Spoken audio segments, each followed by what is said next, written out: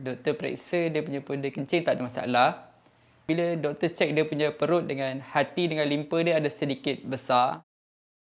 Nama saya Muhammad Tarmizi bin Ibrahim. Saya berumur 35 tahun. Ini isteri saya.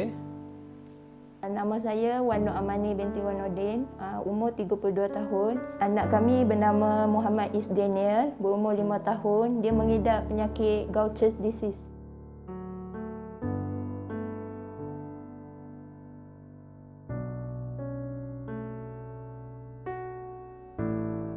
Doktor dekat klinik kanak-kanak tu suruh bawa ke hospital yang berdekatan untuk buat ultrasound. Lepas tu kita bawa dia pergi hospital swasta yang berdekatan. Bila doktor cek dia punya ultrasound, memang hati dengan limpa dia ada besar sikit lah, bengkak. Pada mulanya kita dapati dia macam kurang kencing. So kita bawa dia pergi klinik, doktor periksa dia punya punda kencing tak ada masalah. Tapi bila doktor cek dia punya perut dengan hati dengan limpa dia ada sedikit besar, dan doktor dekat hospital swasta tu suruh pergi ke PPUM sebab kat sana dia kata ramai pakar. So kita terus bawa, dan dekat sana ada beberapa ujian. Setelah lebih kurang setahun lebih baru dapat betul-betul diagnose yang dia menghidap penyakit Gaucher disease. Menurut doktor, penyakit Gaucher disease ni adalah penyakit yang kurang satu enzim dalam badan dia untuk menyingkirkan toksin daripada badan dia. Kesan dia akan melambatkan pembesaran. Lepas tu hati dengan limpa dia boleh bengkak dan dia mudah lebam dan tulang rapuh lah kalau pengidap penyakit Gaucher disease ni. Waktu tu umur dia dalam 6 bulan. Dia memang takutlah kat doktor dulu sebab selalu sangat cucuk ambil darah. Dia kira macam tak sukalah jumpa doktor. Kalau jumpa je mesti menjerit-jerit. Tapi dia memang fobia lah kalau dulu jumpa dengan doktor. Perasaan kami mulanya memang sedih lah sebab masa tu dia berumur dalam beberapa bulan, tak sampai setahun pun lagi. So bila dapat doktor kata macam tu, doktor dekat hospital swasta dia kata kemungkinan sama ada thalassemia ataupun leukemia.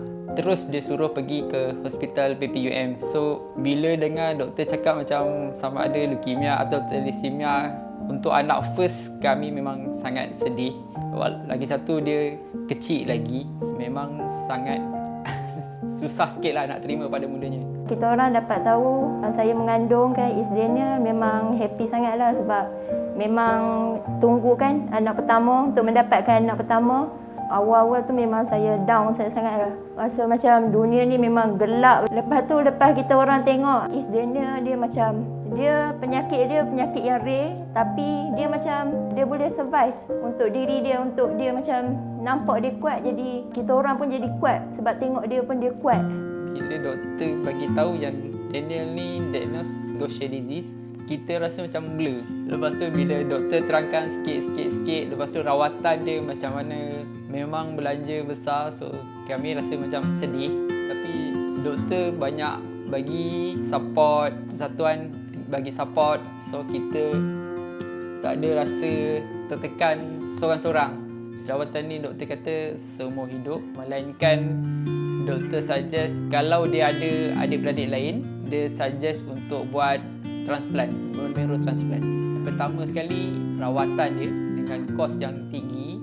Lepas tu dengan follow up hospital yang setiap 2 minggu kita kena pergi. Lagi satu untuk macam dia sekarang kita tengok dia aktif. Bila doktor dah kata dia tak boleh nak jatuh yang kuat. So bila dia main dengan kawan-kawan pun kita kena monitor.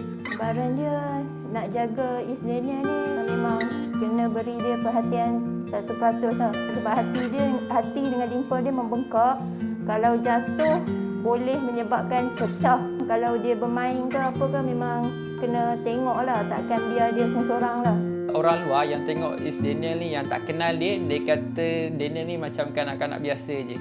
So lepas dia dapat rawatan ni, kita nampak dia main semua macam biasa. Perkembangan selepas rawatan, saya dengan isteri memang nampak sebab dia makin aktif, berjalan, boleh berlari. Sebab semasa sebelum dapat rawatan kita boleh tengok dia macam jalan lambat, bermain pun macam sekejap main, lepas tu dia rehat, dia macam mudah penat. So lepas dapat rawatan ni kita nampak yang dia banyak perbezaan lah.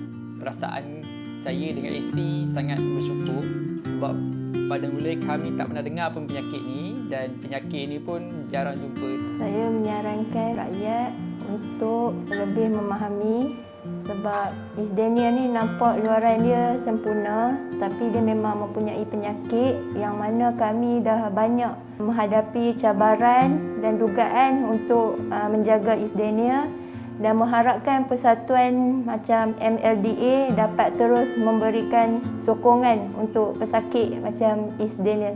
Bagi ibu bapa yang mempunyai anak yang sakit rare disease macam Isdenia ni, saya sarankan cari persatuan-persatuan yang boleh bagi support.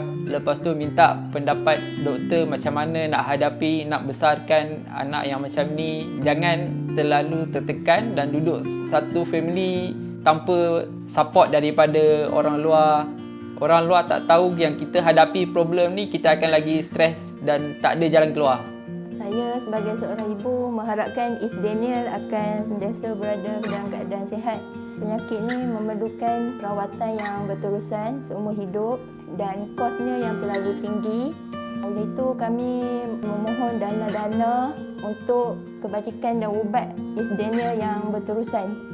Saya sebagai ayah mengharapkan Isdenia sentiasa sihat dan ada badan kerajaan ataupun NGO yang dapat menyediakan dana yang berterusan untuk pesakit-pesakit jarang jumpa seperti Isdenia. Kami berharap agar Isdenia dapat membesar seperti kanak-kanak lain.